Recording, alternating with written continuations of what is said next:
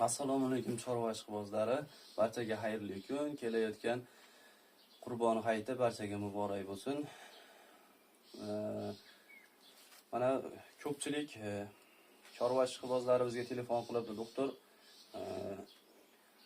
bizni hududimiz olis hududda, chekka qishloqda, qir, adirli, cho'lli zonada, uy sharoitida hayvonlarimizni qanday semirtirish yo'liga qo'yishimiz kerak.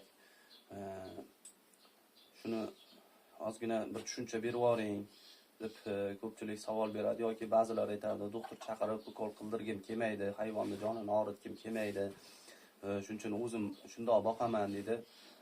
Mana shunaqangi chorva ishqibozlariga ozgina video rolik tushuntirish berishga harakat qilamiz. Xo'p, mana hayvonni oldingiz, yangi oldingiz. Olganingizdan keyin yeb ichishi hamma yo'g'i sizni qoniqtirdi.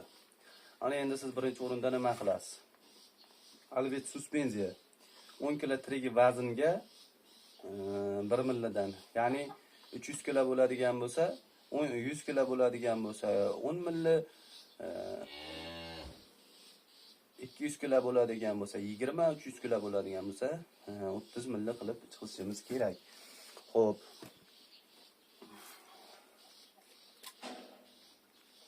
Mana oddiy 10 shpritsni olib o'lchab, mana 10 gram qilib o'lchab,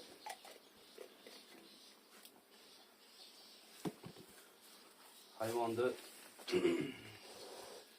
osonroq qilib bog'lab olish kerak. Dori chiqish jarayonida qiyinchilik tug'masligi uchun yoki bir qo'rqqanidan shikast yetkazib qo'ymasligi uchun. Hop, bular bu jarayondan o'tgan, shuning uchun ozgina chiqizib ko'rsatdim. Bu tirigi vazni 500 kg bo'lsa 50 ml ichish kerak.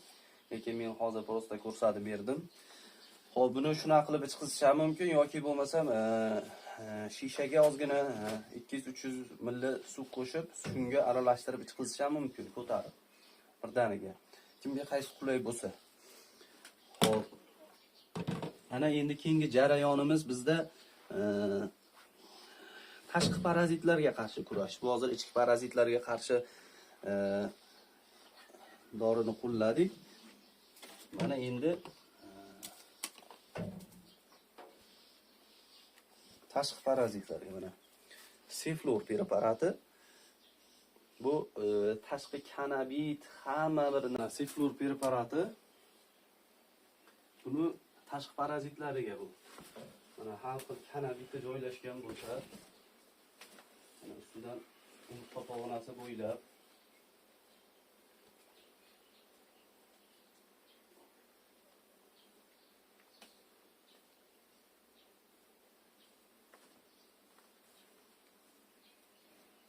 omizdirib va ozgina shpritsni napor bilan o'rtoqlarning orasiga haydab qo'ysa ham bo'ladi, tortib.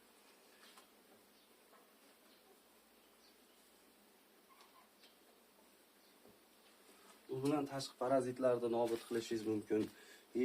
Har xil hasharotlarni yaqinga yo'latmaslik uchun Ceflor preparati juda yaxshi effekt beradi. Xo'p, ana endi keyingi masala.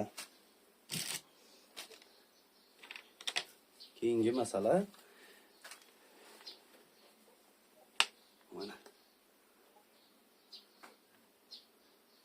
Ronomix premixlari. Xo'p, bu premixlar doktor chaqirib, hayvonni qiynab, ukol qilib yoki bo'lmasa shu olis masofada turib doktor chaqirib vitaminlar qildira olmayapman desangiz, mana buzoqlar, sigirlar, buqalar uchun universal premix. Mana shundan bir kunda bitta hayvonga 70-80 gramdan, ya'ni 2 mahal yem beradigan bo'lsangiz 30-40 gramdan bir mahaliga qo'shib bersangiz bo'ladi. Immunitetni oshiradi, hayvonda o'sib cho'zilishi, semirishiga katta yordam beradi. Mana Ronomix premixlarini qanday qilib berish jarayonini ko'rsatib o'tamiz. Bu juda ham oson. Buni asosan ayollarimiz boqqanda ham xullas juda oson. Erkaklar ishda bo'lsa, mana buni qo'shimchalari juda yoqdi menga. Vitamin A, D, E, natriy, xlor, fosfor, selen, temir, xullas barcha qo'shimchalari borda. Eng qizig'i oltin gugurti ham bor ekan tarkibida.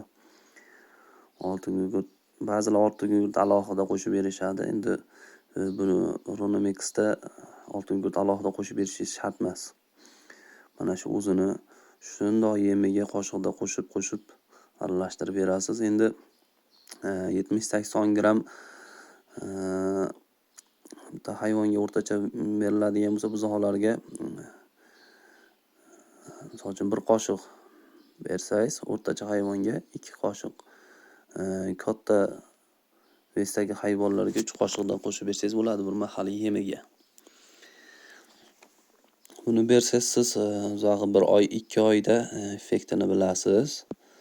Ishtahalari ochiladi, semirish jarayonlari mollarda yaltirab, xullas hamma jarayonni bir berib ko'rsangiz, effektini sezasiz.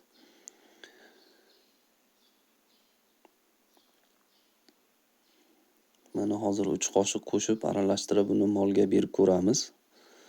Berib ko'rsatib beraman. Endi siz ba'zilar o'ylaydi, hidi bor, yemaydi, molim yemayapti deydi. Mana hozir sizlarga qo'shib hayvonga berib yeyish jarayonini ko'rsatib beraman.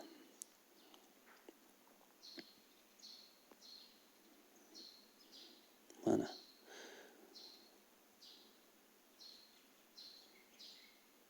to'g'ri, ba'zi premikslarda hidi qandaydir o'tkirroq bo'ladi yoki qandaydir tayyorlash jarayonida shularga e'tibor berilmagan bo'ladi. Hayvon bitta hidini olgandan keyin sirasi orqaga tisarlaydi. Mana bu hidi ham priyatniligi uchun hech qanday cheklovlarsiz yeyish jarayonida mana 6 oydan beri berayotgan bo'lsak, hayvonni mana shu holatga olib keldik. Endi boshida bular kelganda 250-300 kilogramm tirik vaznda bo'lgan. Hozir yaqinda tortsam 520 kilo atrofida chiqdi. Bunisi o'sib cho'zilib ketdi. Mana bunisi semirib, yaltillab ketdi. Mana shunday qilib olis hududlarda yoki ayollarimiz boqsa bo'ladi.